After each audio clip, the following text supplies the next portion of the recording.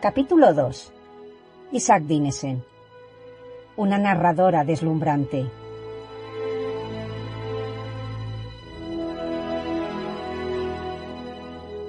Yo tenía una granja en África, al pie de las colinas del Ngong.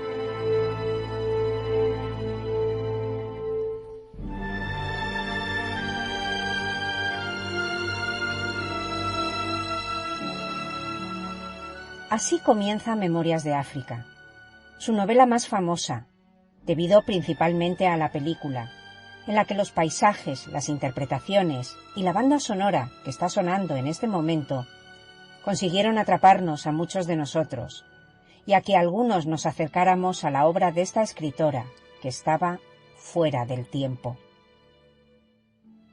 Más allá de estas páginas en las que recoge parte de sus memorias, hay más, mucho más.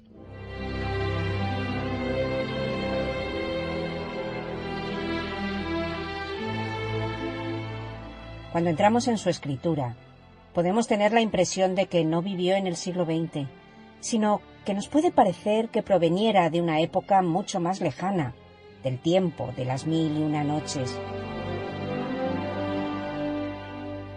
Porque Karen Blixen, el nombre de Isaac Dinesen era el seudónimo que utilizó en la mayoría de sus obras, era una narradora deslumbrante, sofisticada, misteriosa. Pensaba que el arte de escuchar historias se había perdido en Europa. La tradición oral la atraía no solo por la facilidad de los africanos para quedar prendidos a sus historias, ni por el placer de inventar cuentos, sino porque había en ella un deseo de regresar a la memoria de su infancia, a las grotescas y hechiceras narraciones de la vieja Europa, contadas a la luz de la lumbre.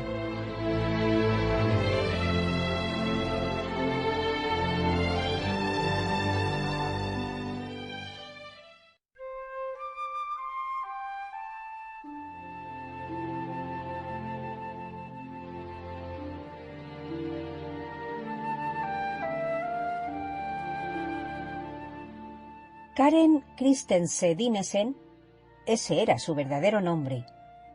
El apellido Blixen era el de su marido. Nació el 17 de abril de 1885 en Rukstedlund, una finca situada cerca del mar al norte de Copenhague, capital de Dinamarca.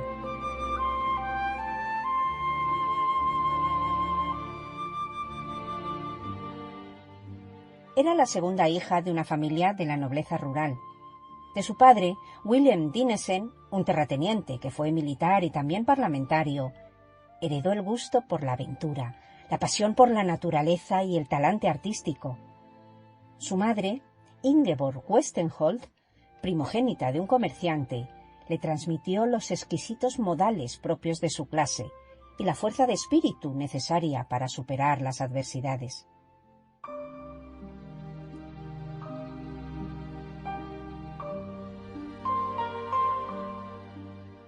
Solo contaba 10 años cuando su padre se ahorcó tras una larga crisis personal motivada por el avance de la sífilis, enfermedad que también sufriría ella, como contaré más adelante. Esta circunstancia hizo que su infancia estuviera marcada por la presencia de mujeres. Su madre, su abuela materna y su tía Bess, hermana de su madre, a la que siempre estaría muy unida. La madre de Karen quedaría viuda con 5 hijos, a los que pudo mantener gracias a la ayuda familiar. Educó a sus hijos en prestigiosas escuelas suizas para las clases altas.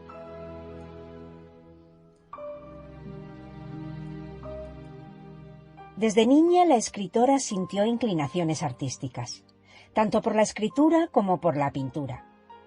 En 1907 escribió con el seudónimo de Osceola su primer cuento, titulado Los ermitaños, que fue publicado en una revista danesa. Redactó otros relatos, pero al no conseguir publicarlos, abandonó durante años la literatura.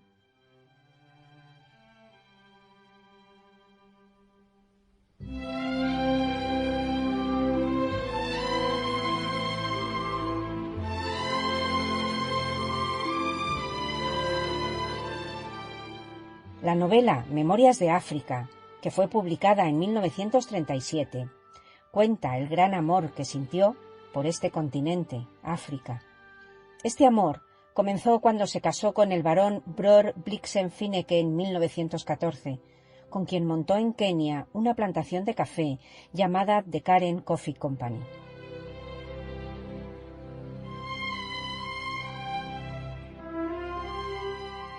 Desde que llegó a África, la ya baronesa Karen se sintió africana. Su integración en el continente fue inmediata y su identificación con los nativos instantánea. Vio en la cultura de los africanos algo muy importante para aprender y compartir. Su imaginación y sus dotes para la transmisión oral hicieron de África su lugar en el mundo. Aprendió las lenguas aborígenes como el suajili y se empapó de las costumbres locales. Se ganó el afecto de los nativos, sobre todo por su coraje. El matrimonio con el barón fue difícil. Precisamente fue su marido quien en el primer año de casados le contagió la temida sífilis, la misma enfermedad que llevó al suicidio a su padre.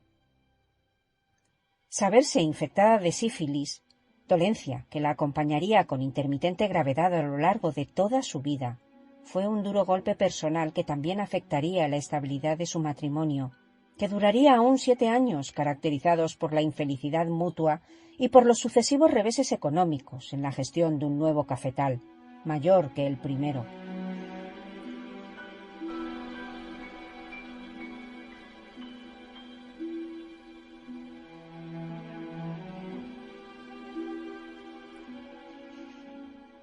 En ese periodo de tiempo viajó numerosas veces a Dinamarca, en ocasiones para someterse a largos tratamientos médicos, pero siempre con la idea de regresar cuanto antes a la tierra a cuyo encanto había sucumbido desde el principio, como quedó demostrado en su poema Ex África, escrito en 1915 y publicado 10 años después.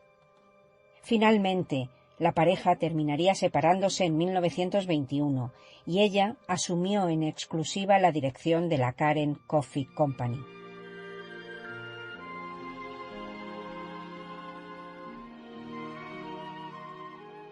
Según ella misma dice, en aquella época vivió sus años más felices, intentando sacar adelante la plantación y también porque inició una relación amorosa con el aristócrata inglés Dennis Finch Hatton, piloto, cazador y organizador de safaris.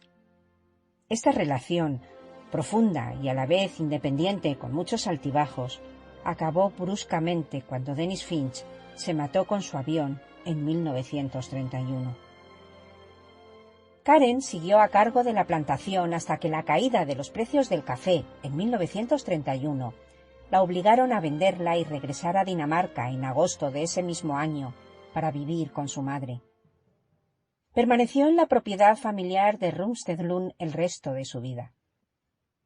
Siempre pensó en volver a África, pero la Segunda Guerra Mundial se lo impidió. Cuando regresó a Dinamarca definitivamente, tenía 46 años, una salud delicada y muchas dudas sobre su capacidad de remontar el curso de su vida. Pero la resolución y el coraje que le acompañarían toda su vida hizo que se volcara por entero en la escritura. Escribió un libro de cuentos en inglés. No olvidemos que su idioma natal era el danés, que consiguió publicar tras varios intentos fallidos en Nueva York. Este libro, publicado en 1934 con el título 7 cuentos góticos, tuvo un considerable éxito y supuso la aparición de una nueva autora, Isak Dinesen, seudónimo con el que sería conocida desde entonces. Esta buena acogida la animó a acometer su relato autobiográfico de sus 17 años en África, historia ya conocida por la famosa película. Este libro se editó simultáneamente en inglés y en danés, y fue el que la consagró definitivamente como escritora en Estados Unidos y en Dinamarca. Tras la muerte de su madre en 1939, heredó la mansión familiar de Rumstedlund. Isak Dinesen disfrutaba de una serenidad personal que contrastaba con la convulsión política del momento. Escribiría en una carta: «Sé perfectamente que disfruto de algo que pertenece al pasado y que pronto terminará. No siento necesidad, como otros, de enfrentarme con las fuerzas que agitan el mundo, y tengo la sensación de que la insólita armonía que experimenté por doquier en compañía de mi madre sigue, en cierto modo, aquí conmigo. En estos momentos recuerdo las palabras de Nietzsche. Digo que sí a todo». La Segunda Guerra Mundial y la ocupación alemana de Dinamarca no le impidieron continuar su carrera literaria. Los cuentos de invierno, de 1942, y la novela Vengadoras Angelicales, de 1944, publicada con el seudónimo de Pierre Andressel, fueron sus obras más significativas de este periodo. Terminada la guerra, su prestigio internacional creció en la misma proporción que sus problemas físicos. En 1946 se sometía a una operación en la espina dorsal. Pero ella no dejaba su actividad intelectual y literaria. En 1950 alcanzó gran popularidad con sus charlas en la radio danesa y también con sus colaboraciones en la revista estadounidense Ladies' Home Journal, iniciadas con la publicación del cuento El festín de Babette, llevado años más tarde al cine con el mismo título. Después de cumplir 70 años, tuvo que ser intervenida quirúrgicamente en 2 nuevas ocasiones. Llegó a pesar menos de 35 kilos, pero escribió 3 libros más, 2 de narraciones breves, Últimos cuentos, en 1957, y Anécdotas del destino, en 1958, y otro sobre recuerdos de África, Sombras en la hierba, en 1960.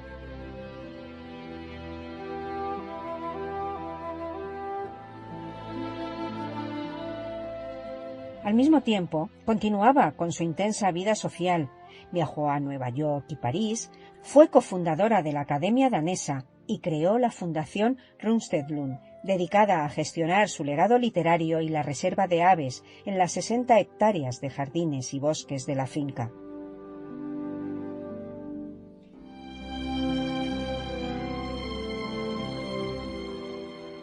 Allí fue donde murió a los 77 años, el 7 de septiembre de 1962.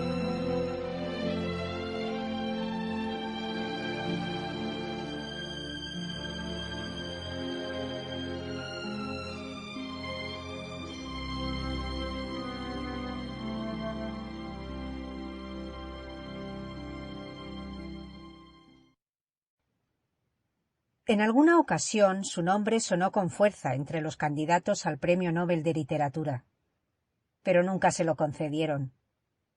Cuando Ernest Hemingway lo recibió en 1954, declaró públicamente que era ella quien se merecía el premio. La vida de Isaac Dinesen fue estimulante, novelesca, inspiradora. Existía para narrar y narraba para existir. Su escritura es un elemento vivo, con un pensamiento original, osado. Nos acerca a una mujer que vivió buscando lo extraordinario y lo encontraba en la naturaleza o en los seres más sencillos. Karen Blixen fue cuentista y fabuladora en todas sus manifestaciones, sin preocuparse demasiado por los límites entre ficción y realidad. El quiebro del destino y la irrupción de la fatalidad están presentes en sus cuentos, detalles probablemente marcados por el suicidio de su padre, que hizo dar un vuelco dramático y repentino a la familia Dinesen. En sus historias asistimos al derrumbamiento del mundo aristocrático, las amenazas de los linajes confundidos, los absurdos de las sociedades jerárquicas, en suma, lo engañoso de aquella superficie perfecta en la que se educó, siempre a punto de romperse para mostrar otros hechos más desconcertantes. Algunos la han tachado de decadente y reaccionaria. Otros han apreciado los bosques de ironía, fantasía y juego perverso que crecen entre sus líneas. Sea como fuere, estamos ante una escritora que supo captar los colores que le ofrecía la vida y volcarlos en maravillosas palabras para deleite de quienes la leemos y quienes alguna vez tuvieron el lujo de escucharla. En su novela corta El festín de Babette, del año 1952, escribe lo siguiente: A lo ancho del mundo, ahí va un largo grito desde el corazón del artista. Dejadme esforzarme hasta lo máximo. Las lecturas que he escogido son el comienzo de 3 de los 7 cuentos góticos con los que consiguió el merecido reconocimiento literario. Tal vez sepa a poco. Es lo que pretendo. Así que no lo dudes. Hazte con un ejemplar y disfrútalos completos. El primer fragmento es el comienzo del cuento titulado El anciano. Dice así. Mi padre tenía un amigo, el anciano barón von Brakel, que por haber viajado había tenido ocasiones de visitar y conocer muchas ciudades y muchos hombres. Sin embargo, no era ningún Ulises, ni podía ser considerado como un genio, ya que había mostrado poca habilidad y destreza en la dirección y manejo de sus propios asuntos. Probablemente fuera el complejo de fracaso el motivo por que se abstenía de inmiscuirse en discusiones relacionadas con la vida práctica frente a una generación más joven, eficiente, aguda y sutil. No obstante, era conversador agradable, entendido en teología, ópera, derecho, moral, injusticia social y otros temas que no servían para nada en la vida práctica.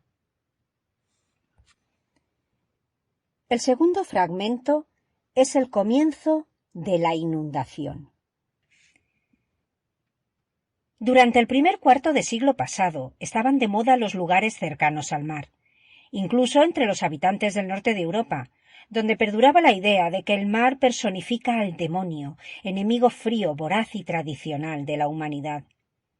El espíritu romántico de la época se deleitaba con las ruinas, los fantasmas y los lunáticos, y consideraba una noche de tormenta pasada en el campo o a una lucha de pasiones profundas como un goce mayor que la comodidad de un salón o la armonía de un sistema filosófico.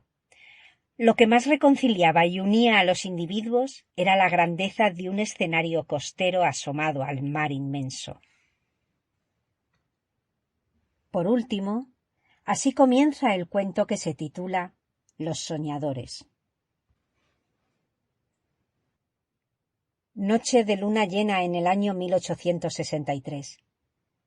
Una embarcación navegaba desde el Amo a Zanzíbar, siguiendo la costa a 1 milla de distancia. Iba a toda vela delante del monzón, con un cargamento de marfil y cuernos de rinoceronte. Esto último, altamente cotizado como afrodisíaco. Los comerciantes vienen a Zanzíbar en su búsqueda, incluso desde China. La embarcación llevaba, además, un cargamento secreto.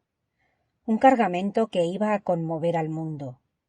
La noche era tan tranquila que su silencio y su paz asustaban, como si algo terrible fuese a suceder en el mundo.